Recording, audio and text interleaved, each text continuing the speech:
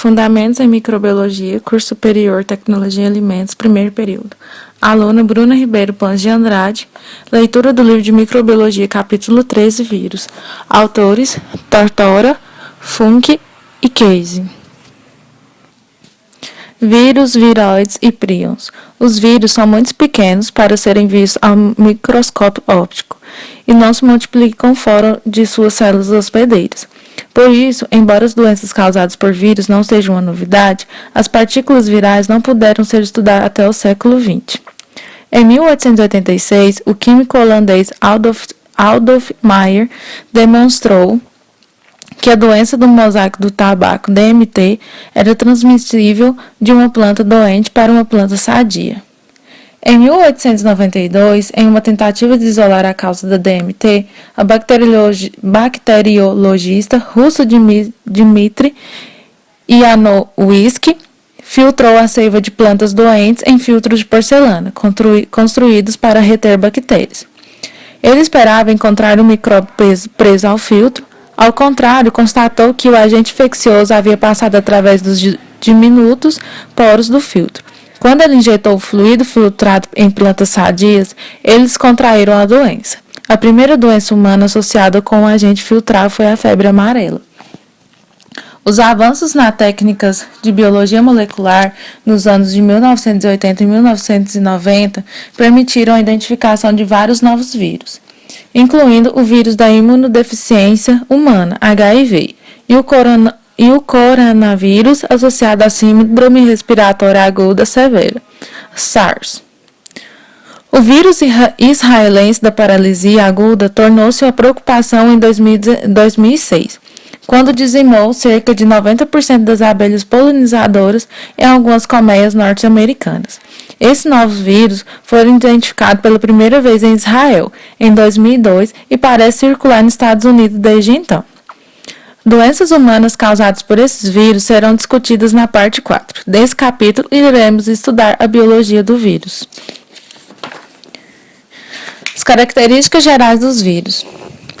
Cerca de 100 anos atrás, os pesquisadores não poderiam imaginar a existência de partículas submicroscópicas, descrevendo então estes agentes infecciosos como fluido contagioso, do latim contagium vivum fluidum. Já em 1930, os cientistas começaram a utilizar a palavra vírus, que no latim significava veneno, para descrever esses agentes filtráveis. Todavia, a natureza dos vírus para descrever esses agentes filtráveis, características gerais dos vírus. Cerca de 100 anos atrás, os pesquisadores não poderiam imaginar a existência de partículas submicroscópicas, descrevendo então esses agentes infecciosos como fluido contagioso, do latim contagium vivum fluido. Já em 1930, os cientistas começaram a utilizar a palavra vírus, que no latim significa veneno, para descrever esses agentes filtráveis. Todavia, a natureza dos vírus permaneceu obscura até 1935, quando Wendell Stanley, um químico norte-americano, isolou os vírus do mosaico do tabaco, tornando possível pela primeira vez o desenvolvimento de estudos químicos e estruturais com vírus purificado. A invenção dos microscópios eletrônicos, aproximadamente da mesma época, possibilitou sua visualização. A questão de os vírus serem organismos vivos ou não ter uma resposta ambígua, a vida pode ser definida como um conjunto complexo de processos resultantes de ação de proteínas codificadas por ácidos nucleicos. Os ácidos nucleicos das células vivas estão em atividade o tempo todo. Como são inertes fora das células vivas, os vírus são considerados organismos vivos. No entanto, quando um vírus penetra uma célula hospedeira, o ácido nucleico viral torna-se ativo, ocorrendo a multiplicação viral.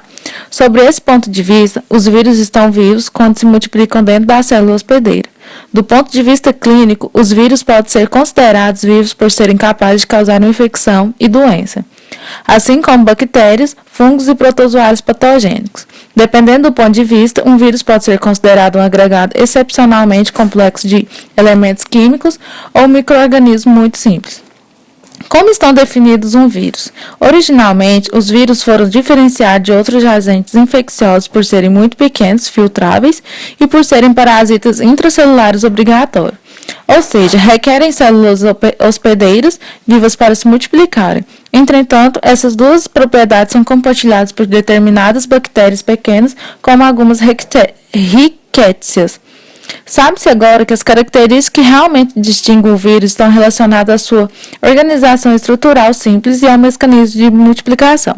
Dessa forma, os vírus são entidades que contêm um único tipo de ácido nucleico, DNA ou RNA, contém um invólucro proteico, às vezes recoberto por um envelope de lipídios, proteínas e carboidratos, que envolve o ácido nucleico, multiplicam-se no interior das células vivas, utilizando a maquinária de síntese celular, induzem a síntese de estruturas especializadas na transferência do ácido nucleico viral para outras células. Os vírus possuem poucas ou mesmo nenhuma enzima própria para o seu metabolismo. Por exemplo, não possuem enzimas para a síntese proteica e a geração de ATP. Os vírus devem se apossar de maquinária metabólica da célula hospedeira para sua multiplicação. Esse fato é de considerável importância médica para o desenvolvimento de drogas antivirais, pois a maioria das drogas que interferem na multiplicação viral também pode interferir com a fisiologia da célula hospedeira, sendo, por isso, demasiadamente tóxicas para o uso clínico. As drogas antivirais são discutidas no capítulo 20. Espectro de hospedeiros. O espectro de hospedeiros de um vírus consiste na variedade de células hospedeiras que os vírus podem infectar. Existem alguns vírus que infectam invertebrados, vertebrados, plantas, protistas, fungos e bactérias. No entanto, a maioria é capaz de infectar tipos específicos de células de uma única espécie de hospedeiro. Em raras exceções, os vírus cruzam barreiras de espécies, expandindo assim seu espectro de hospedeiros. Um exemplo é descrito no quadro da página 330. Nesse capítulo, iremos nos preocupar principalmente com os vírus que infectam seres humanos e bactérias. Os vírus que infectam bactérias são denominados de bacteriófagos ou fagos. O espectro de hospedeiros de um vírus é determinado pela existência viral, quando a sua ligação específica à célula hospedeira é pela disponibilidade de fatores celulares do hospedeiro em potencial necessário para a multiplicação viral. Para que ocorra a infecção da célula hospedeira, a superfície externa dos vírus deve interagir quimicamente com receptores específicos presentes na superfície celular. Os dois componentes complementares são unidos por ligação fracas, como ligação de hidrogênio. A combinação de muitos sítios de ligação e receptores resulta em uma forte associação entre a célula hospedeira e os vírus. Para alguns bacteriófagos, o receptor faz parte da parede celular hospedeira. Em outros casos, faz parte das fimbrias ou dos flagelos. No caso de vírus animais, os receptores estão na membrana plasmática das células hospedeiras. A possibilidade de utilização dos vírus para tratamento de doenças é intrigante por causa de seu estreito espectro hospedeiro e sua capacidade de matar as células hospedeiras. A ideia de uma fagoterapia utilizando bacteriófagos para tratar infecções bacterianas já existe há cerca de 100 anos. Avanços recentes no entendimento das interações de vírus hospedeiros têm possibilitado novos estudos no campo da fagoterapia. Infecções virais induzidas experimentalmente em pacientes com câncer durante a década de 1920 sugeriram que os vírus podem ser atividades antitumorais.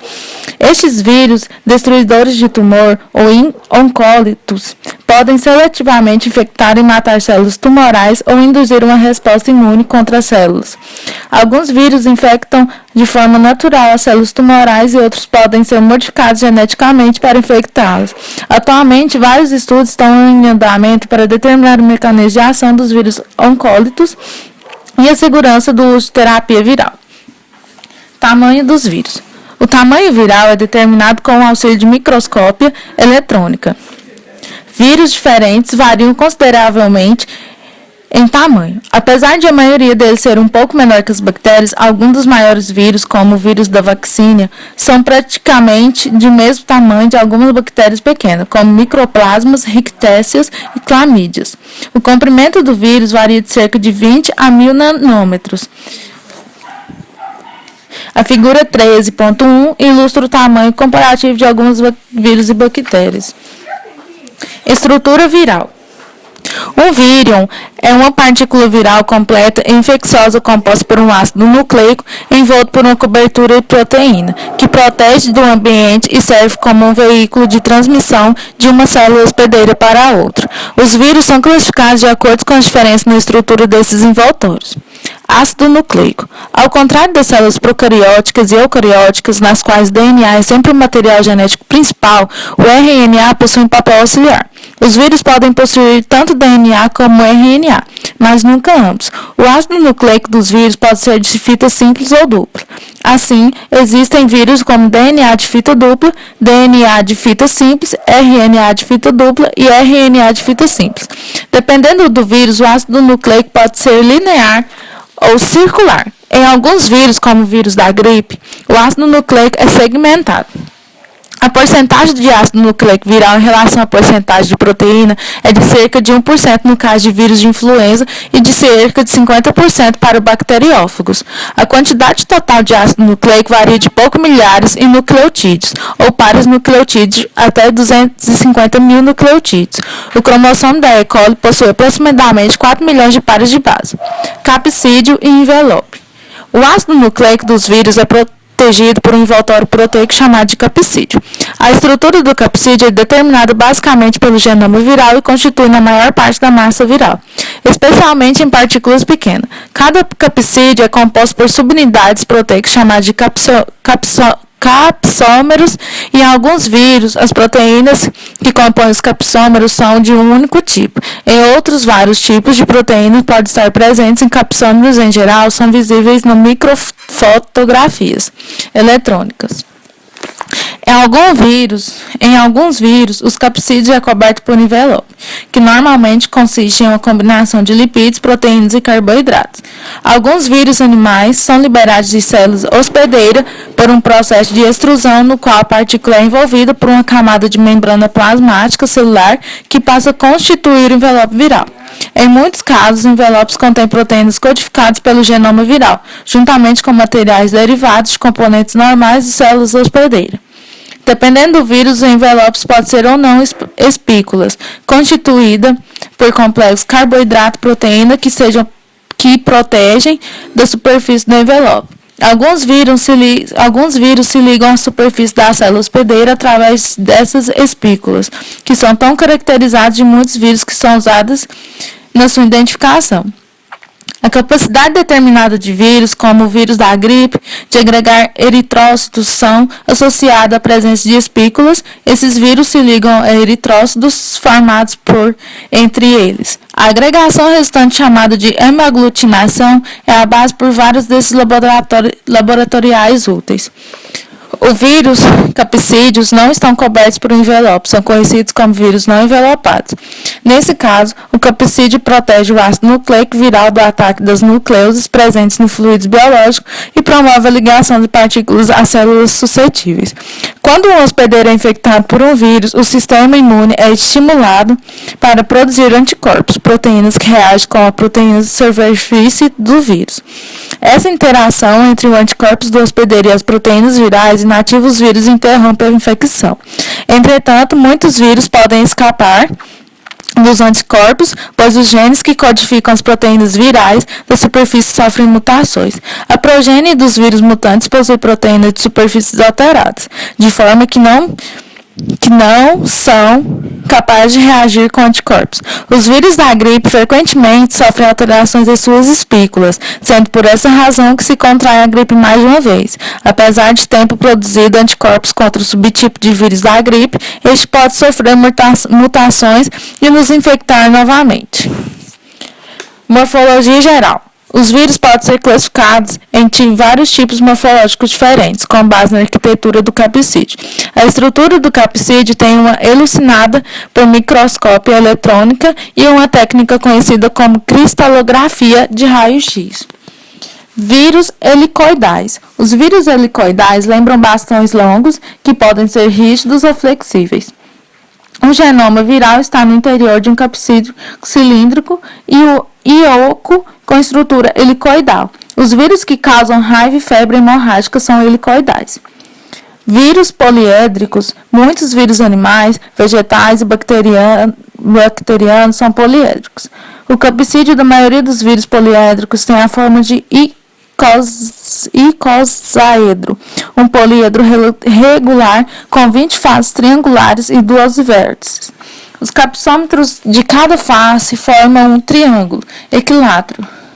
O adenovírus é um exemplo de um vírus poliédrico com forma de um icosaedro. O polivírus também é icosaédrico. Vírus envelopados. Como mencionado anteriormente, o capsídeo de alguns vírus é coberto por um envelope. Os vírus envelopados são relativamente esféricos.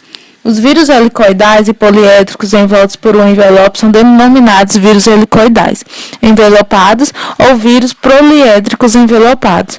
Um exemplo de vírus helicoidal envelopado é o vírus da influenza. O vírus do herpes é um exemplo de vírus poliédrico envelopado. Taxonomia dos vírus. Da mesma maneira que precisamos de categorias taxonômicas para plantas, animais e bactérias, necessitamos de taxonomia viral para nos auxiliar e organizar e entender novos organismos descobertos. A classificação mais antiga dos vírus tem como base sintomatologia, como a das doenças que afetam o sistema respiratório. Esse sistema é conveniente, mas não é aceitável cientificamente, porque o mesmo vírus pode causar mais de uma doença, dependendo do tecido afetado. Além disso, esse sistema agrupa artificialmente vírus que não infectam seres humanos. Os virologistas começaram a tratar do problema de taxonomia viral em 1966, com a criação do Comitê Internacional de Taxonomia Viral, o CITV. Desde então, o CITV tem agrupado os vírus em famílias como base no tipo de ácido nucleico viral, na estratégia de replicação, na morfologia. O sufixo vírus é usado para os gêneros, enquanto as famílias de vírus recebem o sufixo viridae. E as ordens, o sufixo ales. No uso formal, os nomes das famílias e dos gêneros são usados das seguintes maneiras: família Herpesiridae, gênero Simplex vírus, vírus de herpes humano, tipo 2. Uma espécie viral compreende um grupo de vírus que compartilham a mesma informação genética e o mesmo nicho ecológico, espectro de hospedeiro. Epitélios específicos são utilizados para os vírus. Dessa forma, as espécies virais são designadas por nomes descritivos vulgares, como vírus e imunodeficiência humana, HIV, e as subespécies, se existirem, são designados um número de HIV-1. Isolamento, cultivo e identificação de vírus. O fato de o vírus não poder se multiplicar fora de uma célula viva complica a detecção, a quantificação e a identificação. Os vírus não se multiplicam em meios de cultura quimicamente sintéticos, devendo estar obrigatoriamente associados a células vivas. As plantas e os animais são de manutenção difícil e dispendiosa, e os vírus patogênicos se multiplicam somente em primatas superiores ou em hospedeiros humanos, trazem complicações adicionais. No entanto, os vírus cujos hospedeiros são as células bacterianas, os bacteriófagos, multiplicam-se mais facilmente em culturas bacterianas. Essa é uma razão pela qual a maior parte do nosso conhecimento sobre multiplicação viral provém do estudo dos bacteriófagos. O cultivo de bacteriófagos em laboratórios. Os bacteriófagos podem se multiplicar tanto em culturas bacterianas, em meio líquido, em suspensão, quanto ao meio sólido. O meio sólido torna-se possível o uso de método de contagem da placa de Lise para detectação e a quantificação de partículas virais. Uma amostra de bacteriófagos é misturada com a bactéria em agar fundido. O agar contendo a mistura de bacteriófagos e bactérias é então colocado em uma placa de Petri contendo uma camada de meio de cultura com agar mais duro. A mistura vírus-bactéria se solidifica formando uma camada com a espessura aproximadamente de uma célula bacteriana. Cada vírus infecta uma bactéria, se multiplica e libera centenas de novos vírus que infectarão as bactérias adjacentes, que por sua vez produzirão novos vírus. Após vários ciclos de multiplicação viral, todas as bactérias localizadas nas proximidades de infecção inicial são destruídas. Isso leva à produção de um determinado número de zonas claras ou placas de Lise, que são visíveis no monocamada de células bacterianas que crescem na superfície do agar. Enquanto as placas são formadas, as bactérias de outras regiões da placa de Petri e que não foram infectadas continuam se proliferando rapidamente e produzem áreas de turbidez. Cada placa corresponde teoricamente a uma única partícula viral de suspensão original. Dessa forma, a concentração das suspensões virais, medida pelo número de placas formadas, em geral, é dada em unidades formadoras de placas, UFPs. O cultivo de vírus animais em laboratório. Em laboratório, geralmente são utilizados 3 métodos de cultivo de vírus animais. Esses métodos envolvem o uso de animais, ovos embrionados e culturas celulares. Em animais vivos. Alguns vírus só podem ser cultivados em animais como camundongos, coelhos e cobaias. A maioria dos estudos para avaliar a resposta imune contra infecções virais também é realizada em animais infectados. A inoculação de animais pode ser utilizada como procedimento diagnóstico para identificação e o isolamento de um vírus a partir de amostras clínicas. Após ser inoculado com espécime clínico, o animal é observado quanto ao aparecimento de sinais de doença ou é sacrificado para os seus tecidos possam ser analisados à procura de partículas virais. Alguns vírus humanos não se multiplicam em animais ou se multiplicam, mas não causam doença aparente. A falta de modelos animais naturais para os vírus da AIDS tem tornado mais lento nosso entendimento sobre o processo da doença e tem impedido o teste de drogas que inibam a multiplicação do vírus em vivo. Os chimpanzés podem ser infectados com uma subespécie de HIV, mas como não apresentam sintomas da doença, não podem ser usados no estudo dos efeitos de multiplicação viral ou no tratamento da doença. Vacinas contra a AIDS estão sendo testadas atualmente em seres humanos, mas a doença evolui de maneira tão lenta que pode demorar anos para determinar sua eficácia. Em 1986 foi descrita uma AIDS-simia, uma doença da imunodeficiência em macacos verdes, seguida da descrição em 1987 de uma AIDS felina, uma doença de imunodeficiência em gatos domésticos. Essas doenças são causadas por lentivírus proximamente relacionados ao HIV, que se desenvolvem em poucos meses, constituindo assim um modelo para se estudar a multiplicação viral em diferentes tecidos. Em 1990, foi desenvolvido um método para inoculação de camundongos com HIV, que consiste no uso de camundongos imunodeficientes enxertados para a produção de células T, a gama-globina humanas. Os camundongos constituem um modelo confiável para o estudo de replicação viral, embora não seja um modelo adequado para o desenvolvimento em ovos embrionados. Para os vírus capazes de se multiplicar em ovos embrionados, essa é uma forma de hospedeiro conveniente e não dispendiciosa para o cultivo de muitos vírus animais. Uma perfuração é feita na casca do ovo embrionado, em uma suspensão viral ou uma suspensão de ovos embrionados, em uma suspensão viral ou uma suspensão de tecido suspeito de conter vírus injetado no fluido presente no interior do ovo. O ovo contém várias membranas e o vírus também podem ser injetados próximo da membrana mais adequada à sua multiplicação.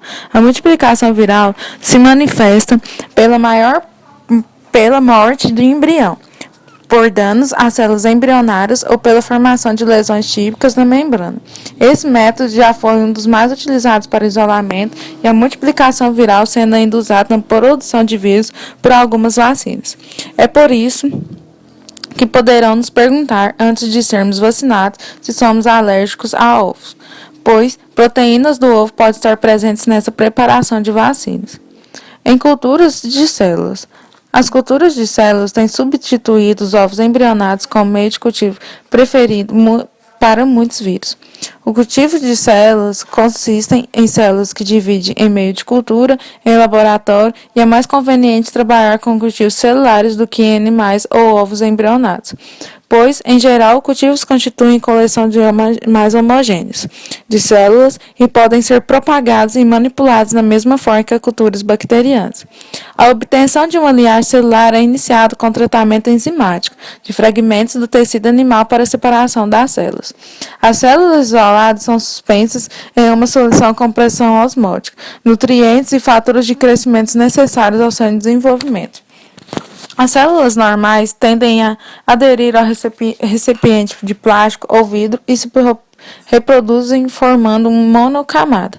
A infecção viral dessa monocamada muitas vezes causa sua destruição, à medida que os vírus se multiplicam. Essa destruição celular é denominada efeito citoplático. ECP pode ser detectado e quantificado pela mesma forma que as placas de Lise, produzidas por bacteriófagos, em monocamada de bactérias, sendo informados como UFP por milímetro. Os vírus podem se multiplicar em células de linhagem primária ou contínua. As células de linhagem primária derivadas de fragmentos de tecido tendem a morrer após poucas gerações. Determinadas linhagens celulares, denominadas linhagens diploides, derivadas de embriões humanos, podem se manter por cerca de 100 gerações e são amplamente utilizadas para a multiplicação de vírus, que requerem hospedeiros humanos. Linhagens como essa são utilizadas para o cultivo de vírus de raiva de produção de uma vacina antirrábica chamada de vacina humana diploide. As células de linhagem contínua são utilizadas na multiplicação rotineira de vírus em laboratórios. São células transformadas ou cancerígenas, aquelas que podem ser mantidas por um número indefinido de gerações, sendo às vezes chamadas linhagens imortais. Após anos de cultivo em laboratório, muitas dessas linhagens perderam quase todas as suas características originais, mas essas alterações não interferiram no seu uso de multiplicação viral. Apesar do sucesso do cultivo celular no isolamento e na multiplicação de vírus, ainda existem alguns vírus que nunca puderam ser cultivados com sucesso no meio desse método. A ideia do cultivo celular data final do século XIX, mas só se tornou uma técnica laboratorial após o desenvolvimento dos antibióticos nos anos subsequentes à Segunda Guerra Mundial. O principal problema relacionado com o cultivo celular é que as células devem ser mantidas livres de contaminação microbiana. A manutenção de linhagens celulares requer pessoal treinado, com experiência considerável e trabalhando em tempo integral. Devido a essas dificuldades, a maioria dos laboratórios hospitalares e muitos laboratórios de saúde pública não isolam nem identificam os vírus. Em vez disso, as amostras são enviadas para o laboratório de referência especializado nessas funções. Identificação viral. A identificação de um isolado viral não é tarefa fácil. Para começar, os vírus só podem ser vistos com o auxílio de um microscópio eletrônico. Os métodos sorológicos, como o Western blotting, são os métodos de identificação mais comumente utilizados. Nesses testes, os vírus detectados e identificados por suas reações com anticorpos, os anticorpos serão discutidos com detalhes no capítulo 17 e alguns desses imunológicos para identificação viral no capítulo 18. A observação dos efeitos citopáticos, descrito no capítulo 15, também é útil para a identificação dos vírus. Os virologistas podem identificar e caracterizar os vírus por métodos moleculares modernos, como o uso de poliformismos de tamanho de fragmento de restrição e da reação de cadeia da polimerase.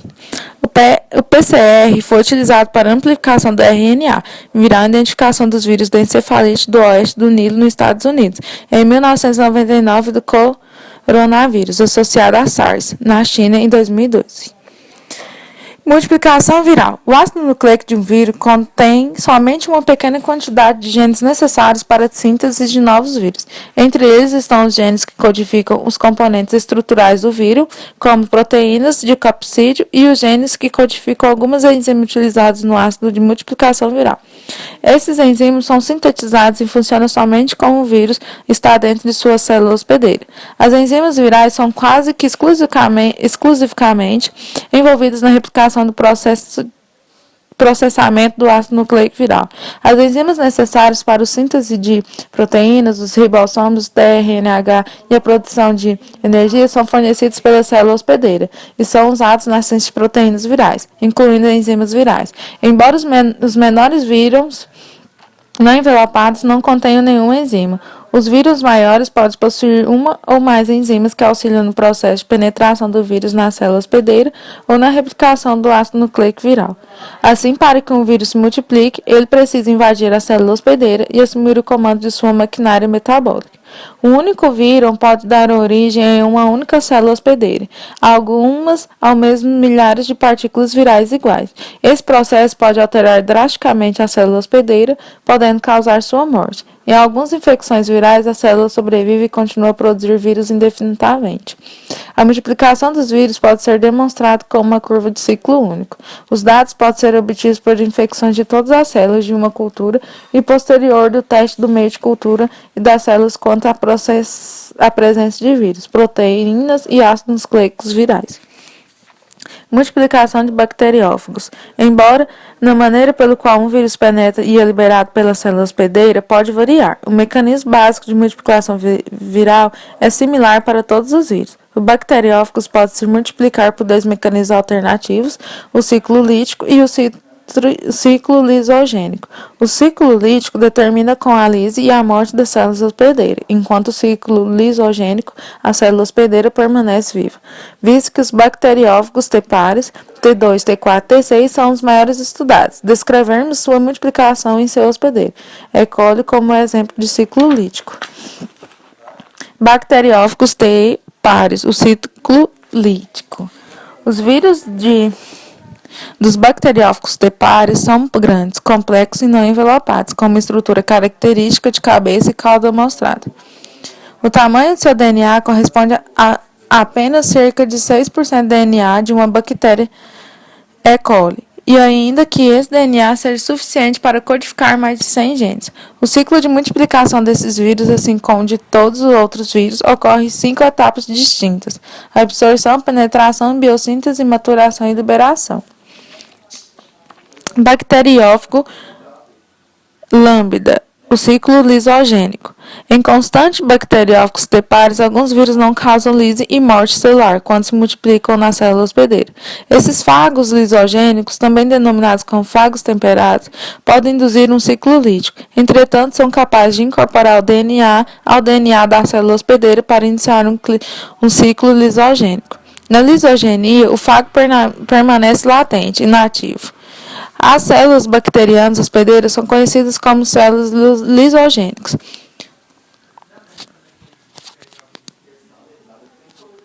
Multiplicação de vírus animais. A multiplicação dos vírus animais segue o padrão básico da multiplicação dos bacteriófagos, mas como várias diferenças resumidas na tabela 13.3. Os vírus animais diferem dos fagos de seus mecanismos de penetração dentro da célula hospedeira. Além disso, em uma vez dentro da célula, a síntese e a montagem de novos componentes virais são ligeiramente diferentes, em parte devido a diferenças entre as células procarióticas e eucarióticas. Os vírus animais possuem determinados tipos de enzima que não são encontrados nos fagos. Finalmente, os vírus animais e os fagos diferem quanto aos mecanismos de maturação e liberação e quanto aos efeitos de sua multiplicação de células hospedeiras. Na discussão que segue sobre a multiplicação de vírus animais, considerando processos comuns aos vírus de DNA e de RNA, esses processos são absorção, penetração, desnudamento e liberação. Examinaremos também as diferenças entre os dois tipos de vírus com relação ao processo de biossíntese. A biossíntese do vírus de DNA. Geralmente, os vírus de DNA replicam seu genoma no nucleico de célula hospedeira usando enzimas virais e sintetizam as proteínas do capsídeo e outras proteínas do citoplasma. Usando enzimas do hospedeiro, as proteínas migram então para o núcleo de seu reunidos com DNA recém-sintetizado, para formar os novos vírions. Os vírions são transportados pelo retículo endoplasmático para a membrana da célula hospedeira e são liberados. O herpes vírus, os papovírus e adenovírus e o hepatinavírus seguem esse padrão de biossíntese. O poxvírus são uma exceção, pois todos os seus componentes são sintetizados no citoplasma. A biossíntese do vírus de RNA. Os vírus de RNA multiplicam-se essencialmente da mesma forma que os vírus de DNA, exceto que os vários grupos de vírus de RNA utilizam diferentes mecanismos de síntese mRNA. Embora os detalhes desses mecanismos estejam fora do objetivo desse texto, os ciclos de multiplicação de 4 tipos de vírus de RNA serão descritos com propósito comparativo. Quais são apresentados? Os vírus de RNA se multiplicam no citoplasma da célula hospedeira. As principais diferenças entre os processos de multiplicação desses vírus residem na forma como mRNA e RNA viral são produzidos. Após a síntese do RNA das proteínas virais, o processo de maturação ocorre de maneira similar em todos os outros vírus animais, como será discutido resumidamente.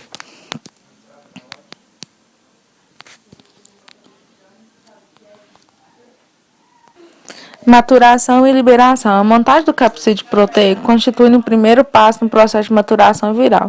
Essa montagem, em geral, é um processo espontâneo.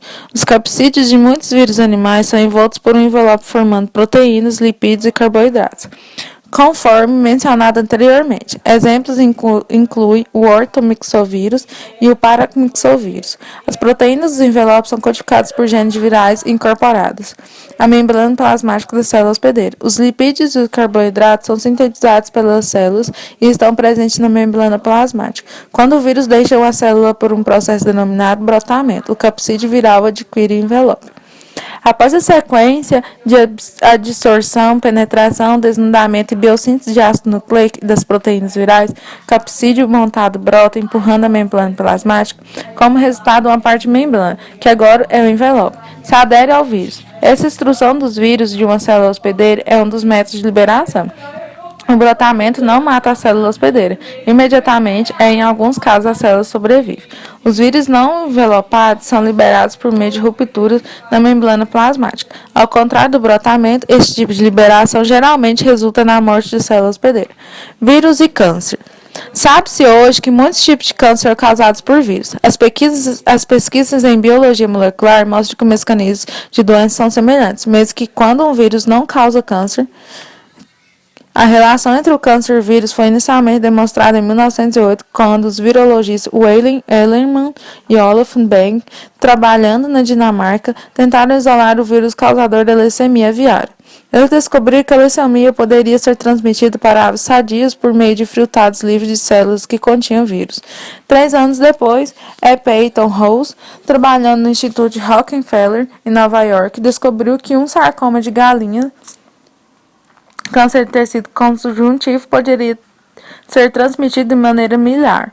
O adenocarcinomas induzido por vírus, câncer de tecido epitelial glandular, foram descobertos em 1936 em camundongos. Nessa época, foi claramente demonstrado que tumores em glândulas mamárias de camundongos eram transmitidos das mães para as crias, através do leite materno.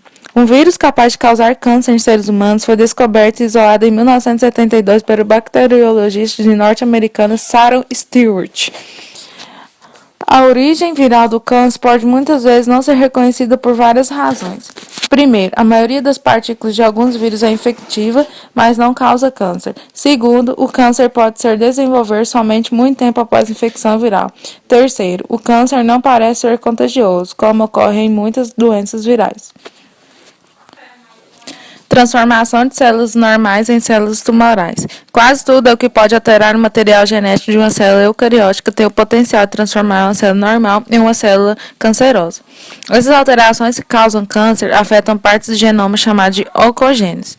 Os oncogenes foram identificados pela primeira vez em vírus causadores de câncer e foram considerados parte do genoma viral anormal. No entanto, os microbiologistas norte-americanos J. Michael Bishop e Harold E. Vermes receberam o Prêmio Nobel de Medicina em 1989 por terem provado que genes indutores de câncer transmitidos pelos vírus são, na verdade, derivados de células animais.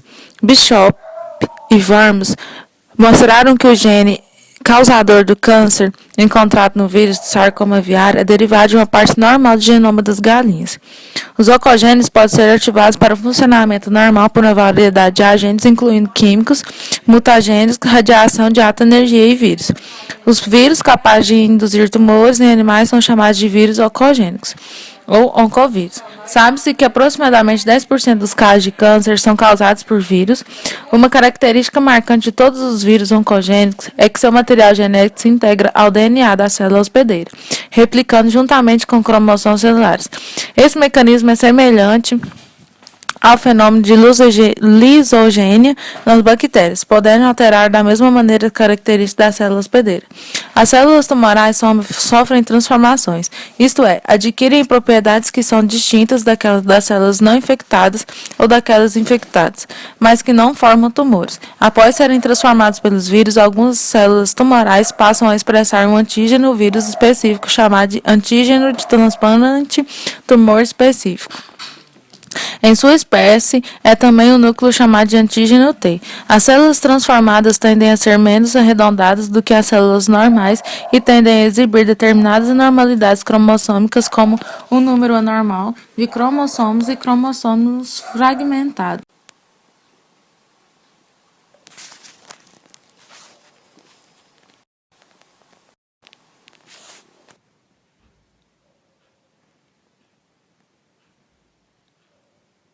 E hepadenaviridade.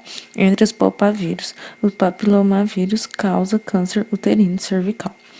Quase todos os casos de câncer cervical são causados pelos pilomavírus humano.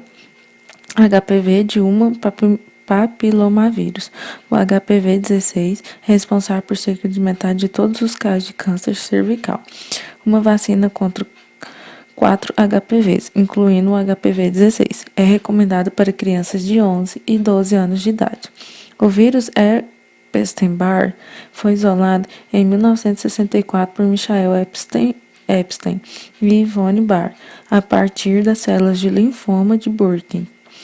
O potencial cancerígeno desses vírus foi observado acidentalmente em 1985, quando um garoto chamado Davi recebeu um transplante de medula óssea. Alguns meses depois do transplante, Davi morreu de câncer. Uma autópsia revelou que o vírus havia sido inadvertidamente introduzido no garoto junto com o material do transplante de medula. Um outro vírus de genoma DNA que causa câncer é o vírus da hepatite B. Muitos estudos realizados em animais claramente indicam a participação desses vírus no câncer de fígado. Um estudo com seres humanos demonstrou que quase todas as pessoas que desenvolveram câncer de fígado tiveram infecções prévias por HPV. Vírus de RNA oncogênicos. Entre os vírus de RNA, somente os oncovírus da família Retroviridae causam câncer. Os vírus de leucemia das células T humanas são retrovírus, que causam linfoma e leucemia de célula T em seres humanos adultos. As células T são um tipo de células brancas do sangue envolvida na resposta imunológica. Os vírus do sarcoma felino, aviário e murino, bem como os vírus de tumor de mama em camundongos, também são retrovírus. Um outro retrovírus, o vírus da leucemia felina, causa leucemia em gatos e é transmissível entre eles. Não existe nenhum teste para a detecção do vírus no soro dos gatos. Infecções virais latentes. Um vírus pode permanecer em equilíbrio com o hospedeiro por um longo período, geralmente anos, sem causar doença. Os vírus oncogênicos são exemplos de tais infecções latentes. Todos os herpesvírus humanos podem permanecer nas células hospedeiras por toda a vida do indivíduo. Quando herpesvírus são reativados por imunossupressão, a infecção resultante pode ser fatal. Um exemplo clássico de infecção latente é a infecção de pele, causada por herpes labial.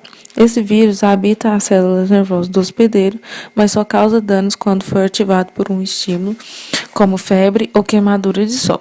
Daí o termo em inglês, fever blister, úlcera febril. Em alguns indivíduos, os vírus são produzidos, mas os sintomas nunca aparecem. Embora uma grande proporção da população humana possui o vírus que causa herpes labial, somente 10 a 15% da população apresenta a doença. Os vírus causadores de algumas infecções latentes existem em estado lisogênico, dentro das células hospedeiras. O vírus da catapora também pode existir em estado latente. A catapora varicela é uma doença de pele, geralmente contraída na infância. Os vírus chegam à pele através do sangue. A partir do sangue, podem atingir os nervos, onde permanecem latentes, mudanças na resposta imune. Células T podem mais tarde ativar os vírus latentes, levando ao desenvolvimento de herpes zoster. Os exantemas causados pela herpes zoster aparecem na pele ao longo do nervo em que o vírus estava latente. O herpes zoster ocorre de 10 a 20% das pessoas que tiveram varicela. Infecções virais persistentes. O objetivo do aprendizado é diferenciar a infecção viral persistente da infecção viral latente. Uma infecção viral persistente ou crônica ocorre gradualmente em um longo período. Tipicamente, as infecções virais persistentes são fatais. Demonstrou-se, na verdade, que algumas infecções virais persistentes são causadas por vírus convencionais. Por exemplo, o vírus do sarampo é responsável por uma forma rara de penencefalite subaguda esclerosante. Vários anos após causar o sarampo, uma infecção viral persistente aparentemente distinta de uma infecção viral latente, pois na maior parte dos casos, os vírus infecciosos são detectados gradualmente, por um longo período, em vez de aparecerem repentinamente. Prions. Um número pequeno de doenças infecciosas é causado por prions. Em 1982, o neurobiologista norte-americano Stanley Pursen sugeriu que proteínas infecciosas teriam sido a causa de doença neurológica em ovelhas, denominada SCRAP. A infectividade do tecido cerebral contaminado por SCRAP é reduzida por tratamento com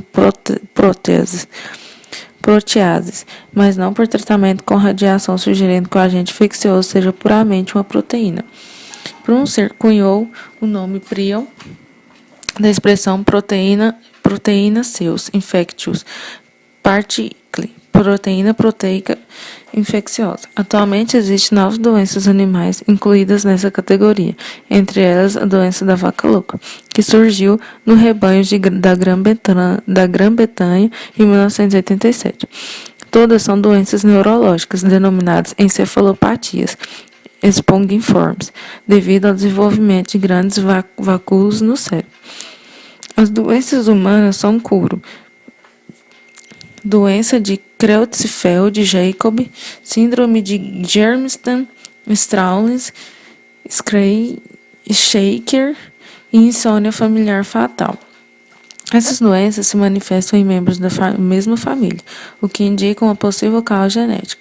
Entretanto, não pode ser puramente herdadas, já que a doença da vaca louca surgiu em gado alimentado com ração feita de carne de ovelhas contaminada com SCRAP.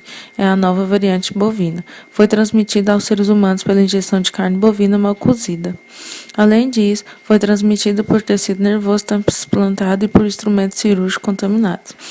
Essas doenças são causadas por uma glicoproteína normal do hospedeiro denominada PRPC, de proteína prion celular, que é convertida em uma forma infecciosa de proteína SCRAP. O gene que codifica para a proteína PRPC se localiza no cromossomo 20 em seres humanos. A evidência recente sugere que a proteína PRPC esteja envolvida na regulação da morte celular. Uma hipótese para explicação como um agente infeccioso que não possui ácido nucleico pode se replicar. A causa real do dano celular não é conhecida. Os fragmentos da molécula PSC se acumulam no cérebro, formando placas. Essas placas são usadas para diagnóstico post-mortem, mas não parecem ser a causa do dano celular. Vírus de plantas e viroides. Os vírus de plantas se parecem em muitos aspectos com os vírus animais. Os vírus de plantas são morfologicamente similares aos vírus animais e possuem ácidos nucleicos semelhantes. De fato, alguns vírus de plantas podem se multiplicar dentro de células de insetos. Esses vírus causam muitas doenças em culturas de grãos economicamente importantes, como feijão, milho e cana-de-açúcar, e na batata. Os vírus podem causar mudanças de coloração, crescimento deformado, definhamento e interrupção do crescimento das plantas hospedeiras. Alguns hospedeiros, no entanto, permanecem sem sintomas e atuam somente como reservatórios de infecção. As células vegetais normalmente são protegidas das doenças pela parede celular impermeável. Os vírus devem entrar através de abrasões ou ser introduzidos juntamente com parasitas de plantas, como os nematóides. Os fungos os mais frequentes, os insetos que sugam a seiva da planta. O pólen ou as sementes de uma planta infectada pode disseminar a infecção para outras plantas. Em laboratório, os vírus de plantas são cultivados em protoplastos, células vegetais cuja parede celular foi removida, e em culturas de células de inseto. Algumas doenças de plantas são causadas por viroides, pedaços pequenos de RNA, com cerca de 300 a 400 nucleotídeos. Somente e sem qualquer envoltório proteico, os nucleotídeos em geral são pareados internamente, de forma que a molécula possui uma estrutura tridimensional fechada e dobrada, o que provavelmente protege do ataque de enzimas celulares. esse RNA não codifica para nenhuma proteína. Até agora, os viróides têm sido identificados como patogênios exclusivos de plantas. Infecções por viróides, como viroide do tubérculo afilhado da batata, resultam em perdas anuais de milhões de dólares em danos causados a lavouras. Pesquisas atuais revelaram similaridades entre as sequências de base dos viróides e dos introns. Recorte do capítulo 8. Que introns são sequências de material genético que são codificados por polipeptídeos. Essas observações têm conduzido à hipótese de que os viróides teriam evoluído dos introns, levando à especulação de que no futuro pesquisadores poderiam vir a descobrir viróides animais. Essa foi a leitura do capítulo sobre vírus do livro de microbiologia. Obrigada.